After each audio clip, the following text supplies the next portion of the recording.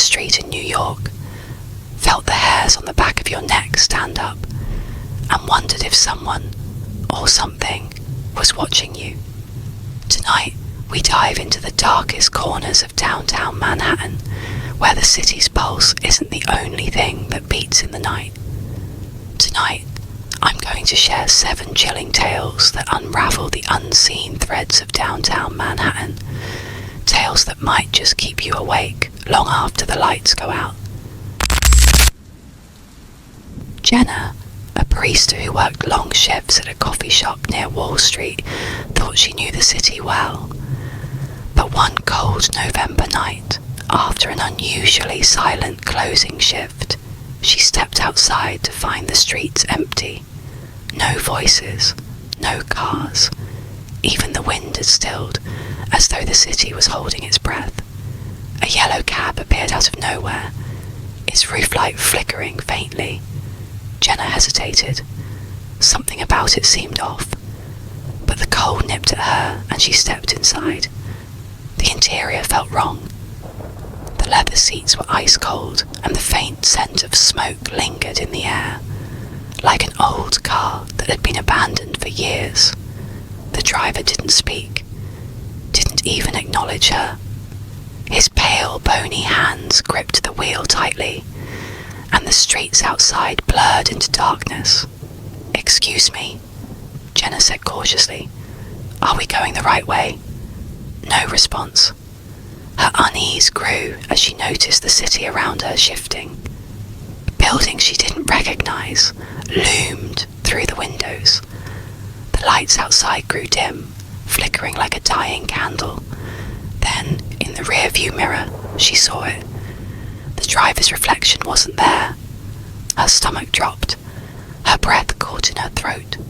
The figure in the driver's seat turned its head, but it didn't have a face. Just an empty void where its features should have been. Jenna screamed, throwing the door open and tumbling onto the pavement. She scraped her hands and knees, but scrambled to her feet, desperate to get away. When she turned to look, the cab was gone. The next day, she heard the legend, the phantom cab of downtown Manhattan. A driver who had been killed in a robbery decades ago, doomed to wander the streets forever, picking up passengers who are never seen again. So, if you ever find yourself standing alone in the quiet streets of New York and a cab stops for you, look twice. It might not just be a ride, it might be your last. In New York City, it's every renter's dream to find the perfect apartment, but not every home is as welcoming as it seems. Mia and Derek thought they'd found theirs. A charming pre-war apartment in the Lower East Side, complete with high ceilings and a price tag they could actually afford. But from the moment they moved in, the space felt wrong. It started with small things. Whispers at night, too faint to understand, but always there, just at the edge of hearing. Derek brushed it off. "Old buildings make noise," he said with a shrug. But Mia couldn't shake the feeling that those whispers weren't random. They were directed at her. One evening, they returned home to find their dining chairs shifted slightly, angled toward the window. Another night, the coffee table had moved an inch to the left. They laughed it off, until the laughter stopped. Mia woke up one night to an unbearable chill, the kind that feels like icy fingers brushing against your skin. She sat up, shivering, and looked toward the hallway. And that's when she saw it. A shadowy figure stood at the end of the hall. It wasn't a trick of the light. There was no light. It was solid, and it was staring at her. Mia froze, unable to scream, unable to breathe.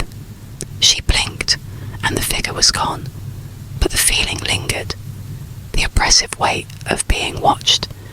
The next day, the landlord confessed, "Oh, the old man. He passed away in that apartment.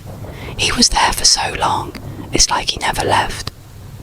Mia and Derek moved out within the week, leaving behind the whispers, the cold, and the shadow.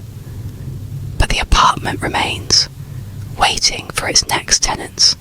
Sometimes a great deal isn't a blessing, it's a warning, and not every tenant moves out when their lease is up.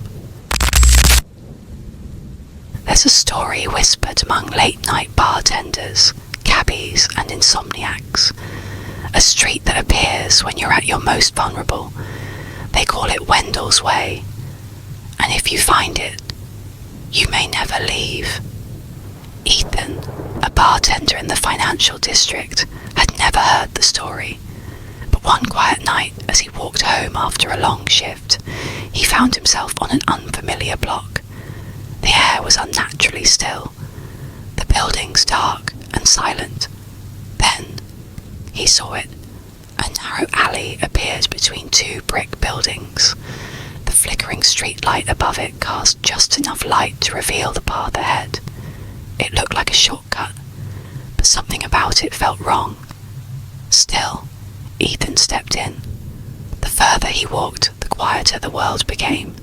The sound of his own footsteps disappeared. The walls seemed to stretch higher, closing in around him. When he turned back, the entrance was gone. Behind him was nothing but darkness. Then he saw the figure. It moved toward him, not walking, but gliding. Its form shifted unnaturally, as though reality couldn't quite contain it. Ethan's chest tightened as an overwhelming sense of dread washed over him. He ran.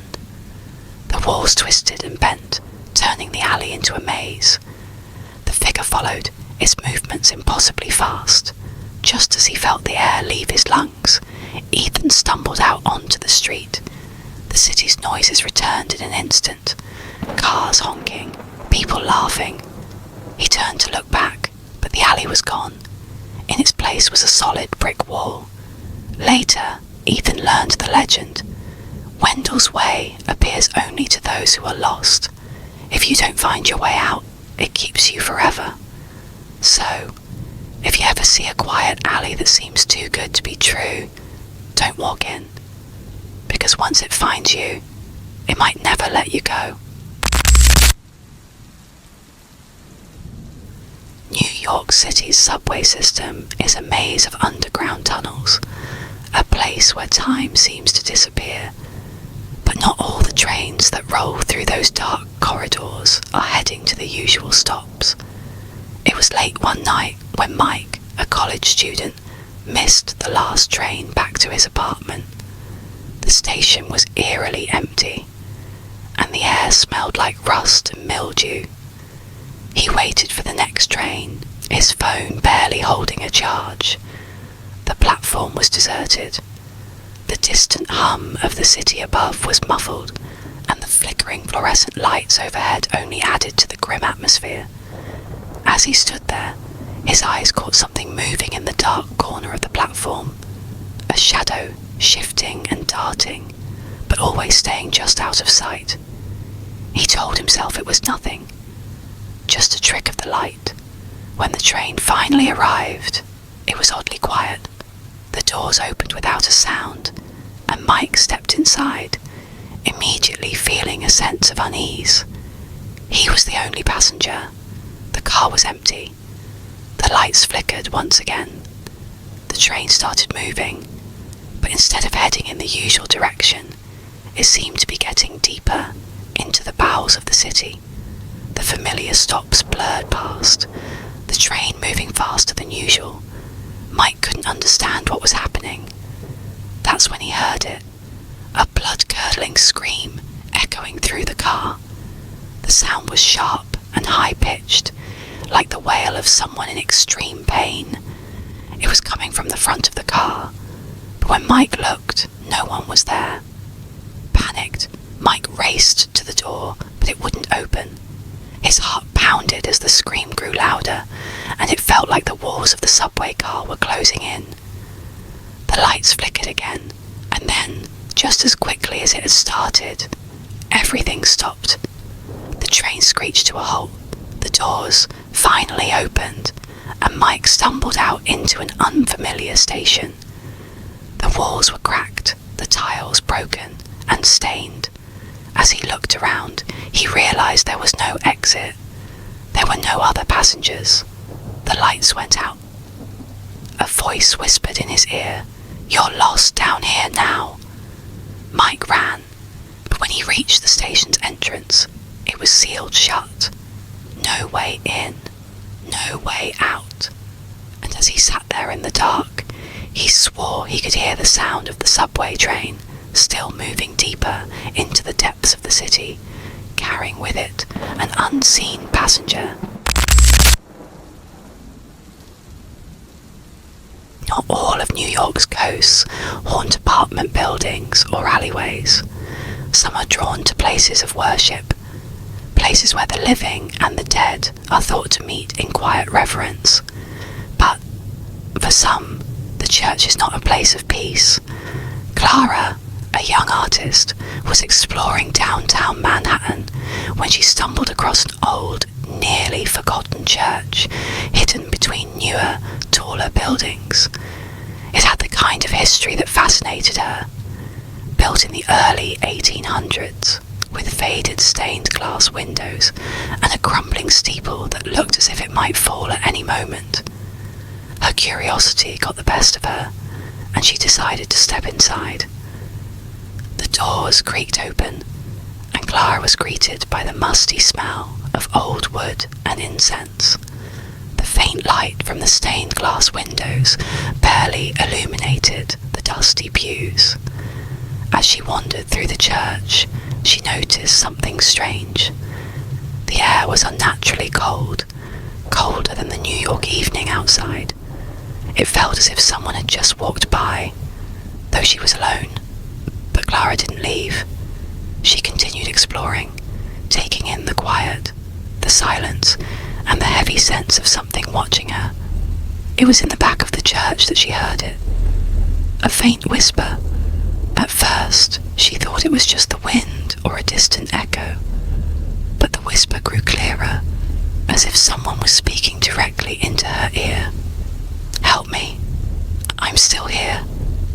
Clara spun around, but there was no one. She took a few steps back, but the whisper came again, this time louder, closer. "Help me. Help me." A cold hand suddenly grabbed her shoulder. Clara screamed and turned around, but there was no one behind her. Just an empty pew. Panicked, she bolted out of the church, the whispers following her every step. When she reached the door, she glanced back one last time. And there, in the darkened corner of the church, stood a figure. A man in a tattered suit, his eyes hollow and dark, staring directly at her. The church doors slammed shut behind her, and Clara never returned. But those who walked past the old church still claim to hear faint whispers, and some say that if you listen closely, you'll hear the name of the person who never left, trapped between the living and the dead. In the crowded streets of downtown Manhattan, it's easy to forget that not all the buildings are as modern as they seem. Some are old, with dark histories etched into their very foundations. Carlos had just moved to New York from a small town upstate.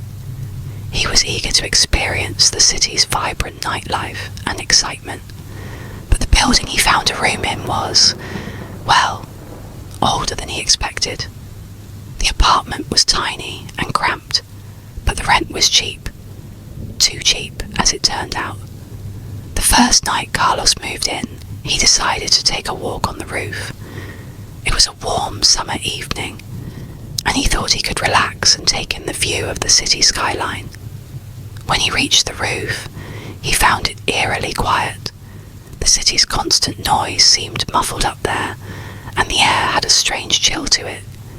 He spent a few minutes taking in the lights of the city, but then he noticed something. In the distance, he saw a figure standing on a neighbouring building's roof, staring directly at him. Carlos thought nothing of it at first. Perhaps a fellow city dweller, another person enjoying the view. But as he squinted, he he saw the figure wasn't moving, not even a slight shift in posture. The figure just stood there, staring, unmoving. The longer he stared back, the more uncomfortable he felt. He turned to head back downstairs to his apartment, but as he was about to leave the roof, a voice broke the silence. "I see you too." Carlos froze, his blood running cold. He turned around quickly, but the figure was gone. There was no one standing on the roof anymore. That night, Carlos couldn't shake the feeling of being watched. Over the following weeks, he would visit the roof several times. Each time, he would see that same figure, standing on the other building, motionless, staring at him. And each time, a soft voice would echo in his mind, "I see you too." Eventually, Carlos moved out, his anxiety too much to bear, but the strange figure remains, watching those who dare to walk alone on the rooftops of downtown Manhattan. There's a part of downtown Manhattan that even locals avoid after dark. It's a quiet stretch of road, lined with warehouses and small offices. Not much goes on after 9 p.m, except for the occasional delivery truck. David, a young office worker, had to work late one night on a tight deadline. When he finally left the building, it was already midnight. The streets were quiet, the air heavy, with an almost unnatural stillness. He walked briskly toward the subway station, eager to head home. As he walked down the street, he noticed a black delivery truck parked outside a warehouse. It wasn't unusual. There were deliveries at night, especially in this part of the city. But what caught his attention was the driver. The man was standing near the back of the truck, facing away from David. His movements were slow and deliberate, as if he was carefully choosing what to unload. David didn't think much of it at first, but as he passed the truck, he caught a glimpse of something that made his blood run cold. The back of the truck was filled with dark shapes, shadows that seemed to shift and move, even though no one was inside. As David walked faster, he heard the sound of the truck doors sliding shut behind him.